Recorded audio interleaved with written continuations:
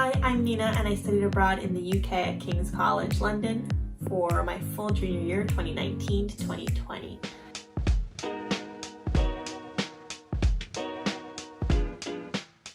Both the UK and King's College London were great places to study abroad in both my majors, English and Religious Studies. It was the birthplace of things like the Evangelical Revolution, the birthplace of Shakespeare. One of the classes I got to take in the theology department there was a class called Christian Faith and the Arts. We would talk about the different ways that Christian art has manifested itself. Then we would go visit relevant sites in London. So we would talk about Christian painting, and then we would visit the National Gallery and look at the paintings there in the flesh. We would talk about Christian architecture, and then we would go to a chapel in London. It was just an incredibly unique experience that I wouldn't have gotten here at UCSB. With my program, I got to live in my host university's accommodations. They made that available to study abroad students. Transportation was great while I was studying abroad. Europe is great for public transit in general, but London is especially great. It was really convenient getting from place to place. It was always faster to take public transport than it would have been to drive, and it's relatively affordable. My university had not only resources for international students, but also resources specifically for study abroad students. We each had a representative for university academic purposes that we could reach out to if we were having any trouble.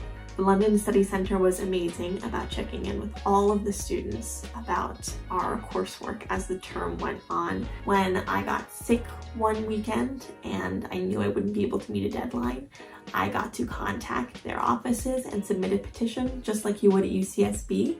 And with a medical note, I got an extension. They also organized trips for us that were included with our UCAP fees, like a trip to Cambridge for Thanksgiving. I made friends with other UCAP students at our orientation when we first arrived in England, and I also got to make friends that were native to my host country and international students through my student accommodations and through my classes. In my free time, I traveled and spent time with my new friends.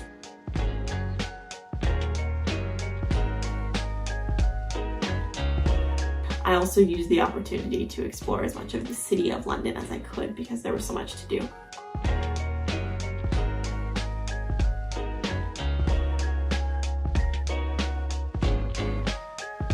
I would describe London as a very diverse and busy city.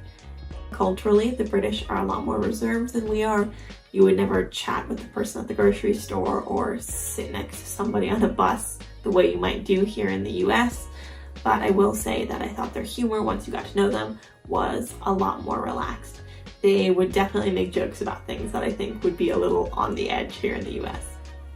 I definitely enjoyed getting out of London and visiting some smaller cities too. One trip that stands out to me is a trip I took with two of my UCAP friends that I met at orientation. We went to Ireland and we stayed with a friend of a friend, and we slept on couches in their common room, but it was one of the cheapest weekends that I've ever spent anywhere. I think I spent like $130 total on a whole weekend in Ireland with everything included.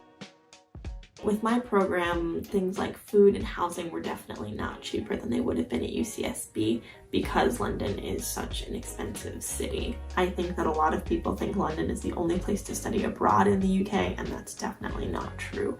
So if it's more cost effective for you to study outside of London, definitely still do so. To someone who's on the fence about studying abroad, I would say you should definitely set aside your reservations and take the chance on it. Before I studied abroad, I wasn't considering graduate school in a place other than the United States, but now I'm looking at that option a lot more seriously.